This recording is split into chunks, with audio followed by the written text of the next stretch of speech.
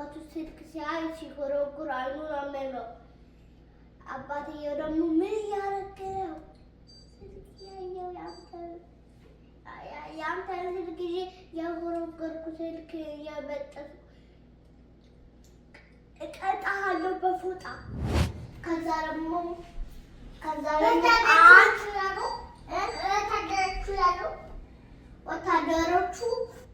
ወታደሮቹ ሱቅ ጋር ሆስፒታል ጋር በፈረስ መጥተው ታከሙ።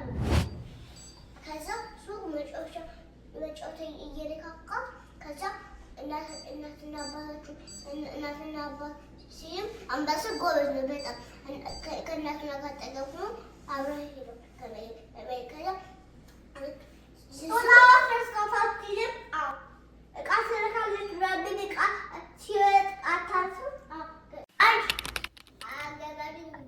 ሰላም እንዴት ናችሁ?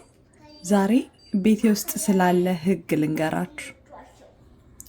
ልጆቼን ጊዜ ወስጄ እርስ በእርሳቸው ጊዜ ሰጥተው እንዲያወሩ አደርጋቸዋለሁ። እስቲ ሂዱ አውሩ፣ ቁጭ በሉና እስቲ አውሩ እላቸዋለሁ። እማ ምን እናውራ ሲሉኝ እስቲ ተረት ተረት አውሩ፣ እስቲ ቁጭ በሉ ብዬ የሆነ ራሴ የምፈጥርላቸው መድረክ አለ። ያው ተዋናያኖቹ ደግሞ እነሱ ናቸው። ታዲያ እንደዚህ የምላቸው ሁልጊዜም ልቤ አንድ ነገር እያሰበ ነው። በጋራ ይጫወታሉ፣ በጋራ ይመገባሉ፣ በጋራ ሁሉን ነገር ያደርጋሉ እና እህትማማች እንደመሆናቸው እለት እለት የሚሰሯቸው በጣም ብዙ የጋራ ተግባራቶች አሏቸው።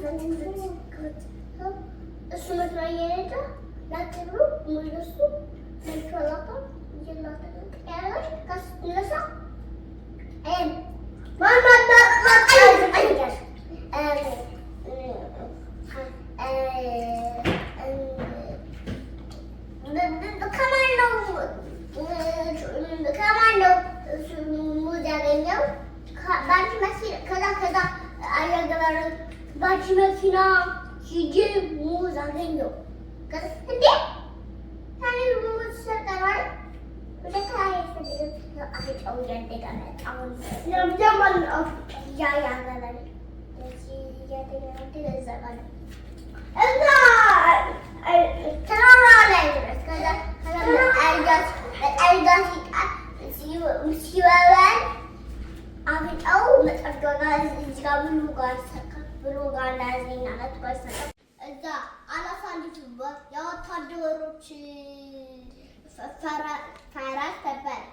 የወታደሮች ፈረስ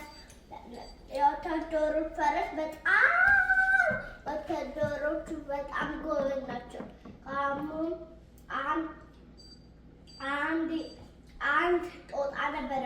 የወታደሮች ፈረስ እዛ ጉድጓድ ጋር ሸርታቴ ጋር ሲጣል አንዱ ፈረስ ሁለት ሆነባቸውና አንዱ ፈረስ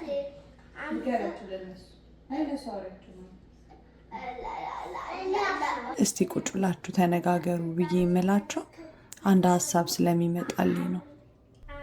ያው ልጆች የራሳቸው ጊዜ ብዙ ጊዜ ጨዋታ፣ የሆነ ሁካታ፣ መሯሯጥ ምናምን እነዚህን ነገሮች ነው የሚያዘወትሩትና ቁጭ ሲሉ ሰከን ይላሉና አንደኛ እርስ በርሳቸው በጣም ይደማመጣሉ። ሁለተኛ ደግሞ በተራ ማውራትን እንዲያውቁ ያግዛቸዋል። አንድ ሰው አውርቶ ሲጨርስ ሌላኛው ማውራት እንዳለበት። ሶስተኛውና የመጨረሻው ሀሳባቸው በነፃነት ቤታቸው ውስጥ ለቤተሰባቸው ለእህቶቻቸው በነፃነት መግለጽ እንዲችሉ ይረዳቸዋል። እቀጣሃለሁ በፎጣ ግልጥ አድርጎ ካሞለ ጦጣዋ በጣም ስጦታ አላት። ስጦታው ስከፍተው ደግሞ በጣም አባቴና እናትዬ ሰርፕራይዝ አድርጓት ተደሰተች። ደግሞ እናቷና አባቷን ሳጠራ ነው የምትተኛው። ከዛ ደግሞ አንድ ሱቅ የሚባል ነበረ። አዲሱ ቤት ነበር። ጦጣዋም አባትየውም አንበሳው ጎበዝ ነው በጣም እናቱን አባቱን ይሰማል። ይሄ አይጠቅምህም ሲሉት ይሰማል። ጦጣዋም አይጠቅምሽም ሲላት ትሰማለች። ከዛ ደግሞ አንበሳውም ጦጣውም ይሰማል። ካሙ እናታቸው አባታቸው አንበሳውም ስጦታ አገኘው። ከዛ እሱን ሲከፍቱት የእሱ ስጦታ ነው። ውሻዋም ደግሞ ሙሽራ ናት።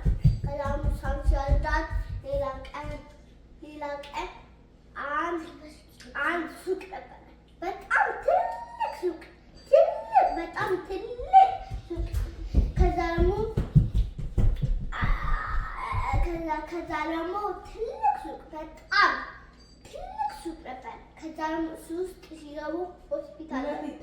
ከዛም ጦጣና አንበሳዎቹ ታመሙ። ከዛ ደግሞ ሆስፒታል ሲወሰዱ በጣም ዛሬ መርፌ አይወጉም ነገ ነው የሚወጉት አሉና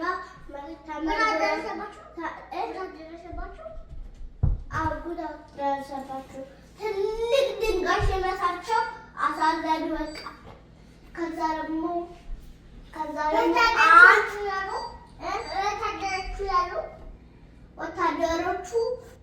ወታደሮቹ ሱቅ ጋር ሆስፒታል ጋር በፈረስ መጥተው ታከሙ።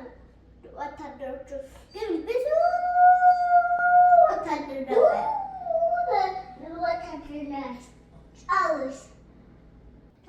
አንድ ሰው ተረት ሲያወራ ከፈለገ ማስረዘም ከፈለገ ማሳጠር ይችላል። ልጆች ላይ ልክ ሲደክማቸው በቃ ተረቴን ጨረስኩ ይላሉ። ካልደከማቸው ደግሞ ሰፋ ያለ ጊዜ ወስደው ያወራሉ። ያን ጊዜ ለሚያደምጡትም ልጆቼ ጥቅም አለው። ተረኛ ሆና ተረቱን ለምታወራውም ልጄ ጥቅም አለው። እንደ ወላጅ በመጨረሻ እኔ የምጠቀመው ጥቅም ታዲያ አለ። ሀሳባቸውን በዚህ ደረጃ መግለጽ ይችላሉ። ሁሌም በእንቅስቃሴያቸው የምረዳው ነገር አለ። አንዷ ልጄ ከአንደኛዋ ልጄ የመረዳት የመናገር ሀሳቧን በነፃነት የመግለጽ ብቃታቸውን ለማወቅ ይረዳኛል። ምናልባትም አንዷ ልጄ ከሌላኛዋ ልጄ በሀሳብ እገዛ የሚያስፈልጋት ከሆነ ትኩረት እንዳረግ ያግዘኛል። እኔ በልቤ ታዲያ እንዲህ እላለሁ፣ በዚህ ደረጃ ልጆቼ ሀሳባቸውን መግለጽ እንደሚችሉ አላውቅም ነበር እያልኩ ሁሌ ነው የምገረመው። በመጨረሻ ግን ሀሳብን በመግለጽ ዙሪያ ቁጭ ብሎ በማዳመጥ ሁኔታ ላይ ክፍተት ያለባቸውን ልጆቼን ለመለየት ለራሴ ያግዘኛል። ተረቱን ሲያወሩ ጊዜ ወስጄ ነው ማዳምጣቸው። ጥቅሙ ለእኔም ነውና።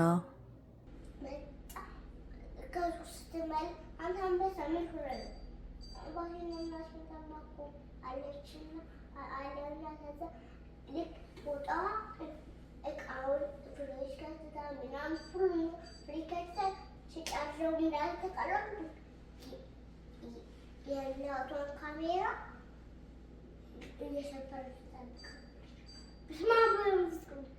ካሜራ መስራት ትችላለች።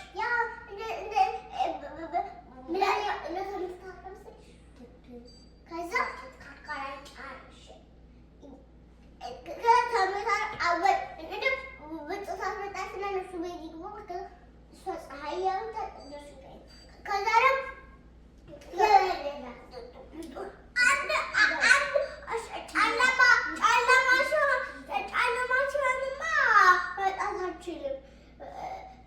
ተኝታ ሲነጋ ጋር ነው የምወጣት። አዳምጪ፣ እሷን መጀመሪያ አዳምጪ፣ ሀሳቧን ትጨርስ። ከዛ ደግሞ ጦጣ በጣም ጎበዝ አልሆነችም። ከዛ እንደገና ደግሞ ጎበዝ ሁና ከአባቷ ጋር ከእናቷ ጋር ሄደች። ኤራኒና ሳኒታ በስነ ስርዓት ቁጭ ብላችሁ አዳምጡ። ተረት ከእናቷና ከአባቷ ጋር ስትል ጦጣ ነች ስትል አያገበው ብሎ መጮቴ ያን ሁሉም መጮታ ገዝቶ ከዚህ ሰዎች ሲያዩት